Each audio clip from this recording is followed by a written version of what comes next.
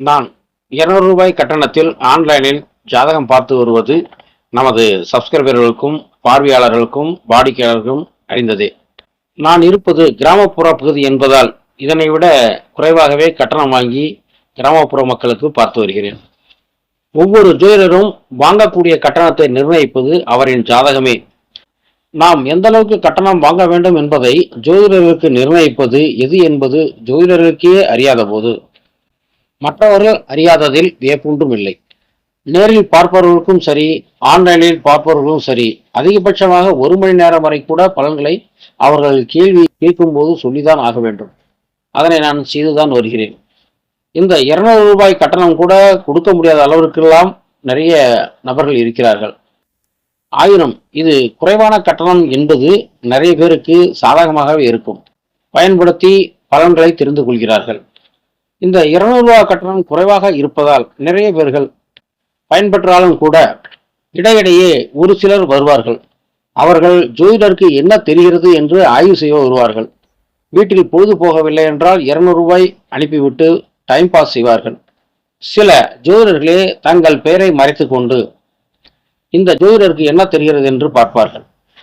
நாம் வாடிக்கையாளரிடம் தெளிவாக, நீங்கள் ஓய்வாக இருக்கும்போது மட்டுமே என்னிடம் பலனை கேட்க முற்படுங்கள், அப்போது சொல்கிறேன் என்று கூறுவேன். இருந்தாலும் ஒரு சிலர் வேலையினுடைய இடையிடையே கேட்பார்கள். சார், ஒரு 2 நிமிஷம் அப்புறம் கூப்பிடுகிறேன் என்று பாதி பலனை கேட்பார்கள். அடுத்து அரை மணி நேரம் கழித்து திரும்ப கேட்டு பலனை கேட்பார்கள். இப்படியே ஒரு பலனை கேட்பதற்கு 5-6 முறைகளுக்கு மேல் கட் செய்து அவர் வசதிக்கேற்ப பேச செய்பவரும் இருக்கிறார்கள். நாம் கேட்கும்போது வேலை ஒன்றும் இல்லையா, ஃப்ரீயாக இருக்கிறோம் சொல்லுங்கள் என்பார்கள். இப்படி வருபவர்கள் பெரும்பாலும் பெண்களாக இருக்கிறார்கள். ஆண்களும் ஒன்று, விகிதாச்சாரம் குறைவு. இது ஏனென்றால் குறைந்த கட்டணம் ரூ. 200 தானே, அதனால் இப்படி செய்கிறார்கள் என்றும் எடுத்துக்கொள்ளலாம். ஏனெனில் 5000 10,000 வாங்கினால் அந்த ஜோதிடம் இவர்கள் கேட்க முடியுமா இடையிடையே? அதுவும் அவர் 10 நிமிடத்துக்கு மேல் அனுமதி தரமாட்டார். 1000 2000 ஜோதிடம் வாங்கினாலும் அவரும் இதேதான் செய்வார். ஆக சொற்ப தொகைதானே என்ற ஏளனம் அவருக்கு வருகிறது. ஜோதிடரும் ஏளனத்துக்கு இலக்காகிறார். அதாவது குறைந்த கட்டணம் வாங்கும் ஜோதிடர்கள் சிலர் அவர்கள் அனுப்பிய ஜாதகப்படி பலன்கள் எல்லாம் சொன்ன பிறகு, சார், இது திருக்கணிதப்படி இருக்கிறது, ஆனா பாக்கியப்படி எனக்கு வேறு இருக்கிறது, அதற்கு பலன் சொல்லு என்பார்கள். பாக்கியத்தை அனுப்பிவிட்டு திருக்கணிதப்படியும் திரும்பவும் பலன் கேட்பார்கள்.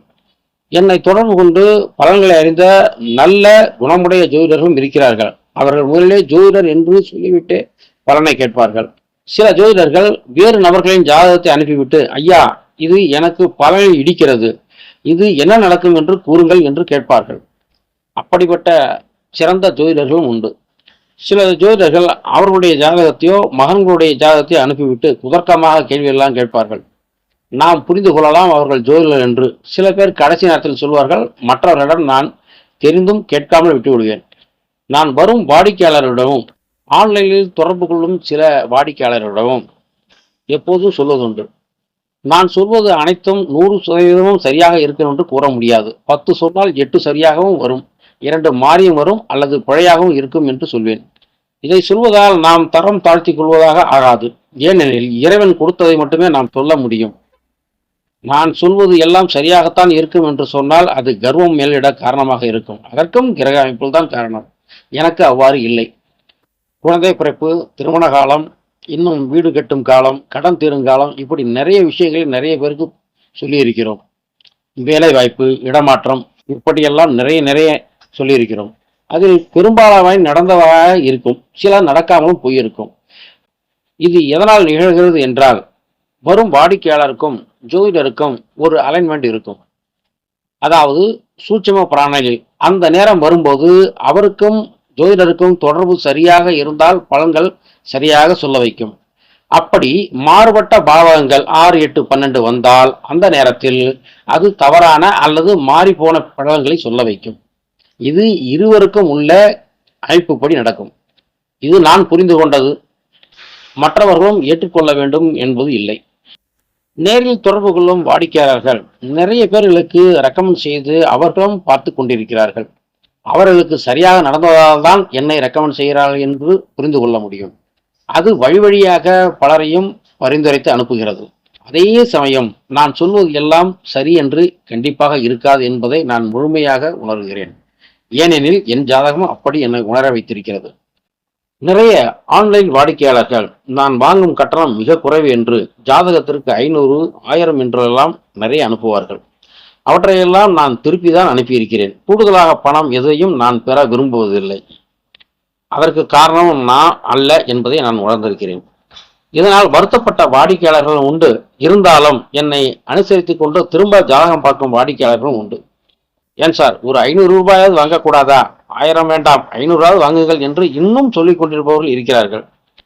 புதிதாக வரும் வாடிக்கையாளர்கள் எனக்கு கூடுதலாக பணம் அனுப்பி அதை திருப்பி அனுப்பியிருக்கிறேன். சில வெளிநாட்டு நண்பர்களுக்கு மட்டும் என்னால் பணத்தை திருப்பி அனுப்ப முடியவில்லை. ஏனெனில் அது அக்கவுண்ட் டிரான்சாக்ஷன் எனக்கு செய்ய தெரியாது.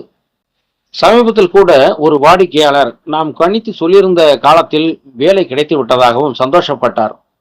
சில மாதங்கள் போராட்டத்திற்கு பின் வேலை கிடைத்தது. அதுவும் கூடுதல் சம்பளம் என்று சொல்லியிருந்ததால் அதன்படியே கிடைத்தது, மிக்க மகிழ்ச்சி என்றார். எனக்கு ஸ்வீட்டாக அனுப்புகிறேன், வாங்கிக் கொள்ளுங்கள் சார் என்று மிகுந்த கம்பல் செய்தார். அவருடைய அன்பை ஏற்றுக்கொள்ள வேண்டியதாக இருந்தது. இன்னொரு நண்பர் சில பிரச்சனை காரணமாக வீடை விற்க வேண்டிய சூழ்நிலையில் இருந்தார். அவரும் காலம் கணித்து கேட்டிருந்தார். அவர் மிக குறுகிய காலங்களை கேட்டதால் சில சூட்சும அந்தரங்களை கூறினேன். இருப்பினும் இந்த அந்தரத்திற்குள் உங்களுக்கு வீடு விற்றுவிடும் என்றேன். நான் சொன்ன சூட்சும அந்தரங்கள் கடந்த பிறகு 2 சூட்சுமங்களை தாண்டி விற்றது. ஆனாலும் அந்த அந்தரம் இன்னும் பாக்கி இருக்கிறது. வீடு விற்றுவிட்டது. அவரும் மகிழ்ச்சி பொங்க எனக்கு போன் செய்தார். கணிப்பது மட்டுமே ஜோதிடர் வேலை. நடப்பது எதுவும் இறைவன் செயல் என்று ஜோதிடர் நம்ப வேண்டும். நடப்பதெல்லாம் நான் சொல்லியதான் நடந்தது என்று பெருமிதம் கொண்டால் நடக்காமல் போனதற்கு நாம் யாரை காரணம் சொல்ல முடியும்? அதை நான் அறிந்திருக்கிறேன். அதனால் எப்பொழுதும் என்னுடைய நிலையில் நான் சரியாக இருக்கிறேன். என்னை பொறுத்தவரை 10 சொன்னால் அதில் 8 சரியாக நடந்தாலே எனக்கு மிகப்பெரிய மார்க் கொடுத்தது போல. அதற்கு கீழே சற்று இறங்கினால் சற்று வருத்தம் இருக்கும், அவ்வளவுதான். சென்ற மாதங்களில் ஒரு ஜோதிடர் ஒருவர் என்னை ஜோதிடர் என்று அறிமுகம் செய்து கொண்டு அவருடைய ஜாதக பலன்களை கேட்டார். சொன்னேன், என்ன சார் பரிசோதனை செய்கிறீர்களா என்று கேட்டுவிட்டே சொன்னேன். அவருடைய 2வது மகளுக்கு முதல் குழந்தை பிறப்பது ஆனா பெண்ணா என்று சொல்ல சொன்னார். அவருடைய மகள் ஜாதகத்தையோ மருமகன் ஜாதகத்தையோ கொடுக்கவில்லை, அவருடைய ஜாதகத்தில் அதையும் பெண் குழந்தை என்று சொன்னேன். அவர் இல்லை, ஆண் குழந்தை தான் வரும் என்று திரும்ப ஆய்வு செய்கிறோம் என்றார். நான் திரும்ப ஆய்வு செய்துவிட்டு இல்லை ஐயா, என் பார்வையில் அப்படிதான் வருகிறது என்றேன். 1 மாதத்தில் போன் செய்து, சார் நீங்கள் சொன்னபடி பெண் குழந்தை தான் பிறந்திருக்கிறது என்றார். அவர் தன்னுடைய மகள் ஜாதகத்தையும் மருமகன் ஜாதகத்தையும் ஆய்வு செய்திருப்பார். ஆனால் அவர் என்னிடம் கொடுத்தது அவருடைய ஜாதகம். அதுவும் அவருடைய 2வது மகளுக்கு பிறக்கப் போகும் முதல் குழந்தை. சில இடங்களில் நான் சொல்வதற்கு மாறாகவும் நடந்திருக்கிறது. அதையும் நாம் ஏற்றுக்கொள்ளத்தான் வேண்டும், மறுக்க முடியாது. ஆனால் அது வெகு சிலருக்குத்தான், பெரும்பாலானவர்களுக்கு சரியாகவே நடந்திருக்கிறது. இன்று காலை கூட ஒரு வாடிக்கையாளர் போன் செய்தார். தன்னை அரசு பள்ளி ஆசிரியர் என்று அறிமுகப்படுத்திக் கொண்டார். ஜாதகப்படி பொதுவான பலன்களை சொல்லிய பின் அவருடைய கேள்விகளை கேட்டேன். என்னுடைய தாய் தந்தை நிலையை பற்றி சொல்லுங்கள் என்றார். மிதுன லக்னம், லக்னத்தில் 3ஆம் அதிபதி சூரியன், 7ஆம் இடத்தில் 8, 9 கூடிய சனி நேரடி பார்வை. சார், நீங்கள் என்னை பரிசோதனை செய்வதற்காக கேட்கிறீர்கள் என்று புரிகிறது. பரிசோதிப்பை தவிர்த்து நேரடியாக கேள்விகள் கேட்டால் நல்லது. இருந்தாலும் சொல்கிறேன். உங்கள் தந்தை இப்போது என்ன செய்து கொண்டிருக்கிறார் என்று கேட்டேன். அவர் உடனே இறந்து விட்டார் என்றார். ஏன் சார், இறந்தவருக்கு தாங்கள் கேட்கிறீர்கள், இப்போதே தெரியவில்லையா? நீங்கள் பரிசோதனை செய்யதான் கேட்கிறீர்கள் என்று கேட்டேன். அடுத்து தாயை கேட்டார். தாய் என்ன செய்கிறார் என்றால் அவரும் இறந்து விட்டார் என்றார். இப்படியெல்லாம் கிராமப்புற மக்கள் வந்து கேட்டாலும் பரவாயில்லை, படித்தவர்களும் அப்படித்தான் இருக்கிறார்கள். காரணம் என்ன? ரூபாய் 200 கட்டணம் தான். இதுவே 2000 வாங்கினால் இந்த கேள்விகள் ஆராய்ச்சி செய்ய அவருக்கு மனம் வராது. கொடுத்த பணத்திற்கு பலனை தெரிந்து கொள்ளதான் மனம் அல்லாடும். அடுத்து திரும்பவும் கேட்டார். என்னுடைய வாரிசுகளை பற்றி சொல்லுங்கள் என்றார். 36 வயது உடையவர். சார், நீங்கள் எதற்காக கேட்க வந்தீரோ அதை கேளுங்கள். வாரிசுகளை பற்றி இப்போது எல்லாத்தையும் சொல்ல வேண்டும் என்றால், உங்களுக்கு முதல் குழந்தை ஒரு பெண் குழந்தையாக இருக்கும், சிறிய வயதாக இருக்கும் என்றேன். ஆம், 5 வயது ஆகிறது என்றார். 2வதாக அவர் மனைவி கன்சீவ் ஆகியிருப்பதாகவும் டிசம்பர் முதல் வாரத்தில் தேதி கொடுத்திருப்பதாகவும் சொன்னார். அது என்ன குழந்தையாக இருக்கும் என்றார். என் அளவில் நான் கணித்து பார்த்ததில் பெண் குழந்தையாக இருக்க வாய்ப்பு அதிகம் என்று சொன்னேன்.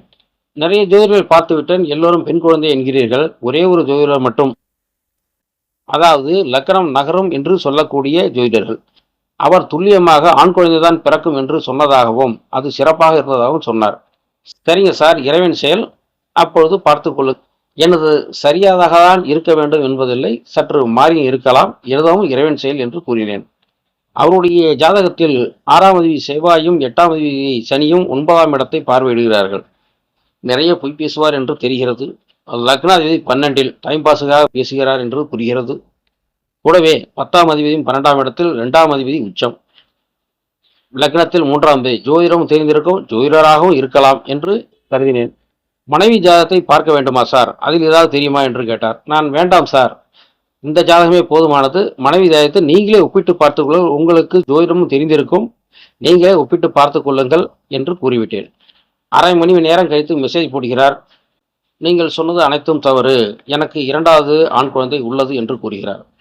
இவர்தான் அரை மணி நேரத்திற்கு முன்பு 2வதாக மனைவி கன்சீவ் ஆகியிருக்கிறார், அதுவும் டிசம்பர் 1 வாரத்தில் தேதி கொடுத்திருக்கிறார் என்று சொன்னார். இப்போது 2வது ஆண் குழந்தை இருக்கிறது என்கிறார். நான் அவருக்கு நன்றியும் வாழ்த்துக்களையும் சொல்லி மெசேஜ் அனுப்பினேன். இப்படியாக பொழுது போகாமல் டைம் பாஸுக்காகவும் ஜோதிடம் பார்த்து ஜோதிடரை உரண்டை இழுத்து சுரண்டி பார்ப்பவர்கள் இருக்கிறார்கள். அவர்களின் ஜாதகத்தை பார்த்து சில நிமிடங்களில் நாம் புரிந்து கொள்ள முடியும், பேசும்போதும் கவனித்து புரிந்து கொள்ள.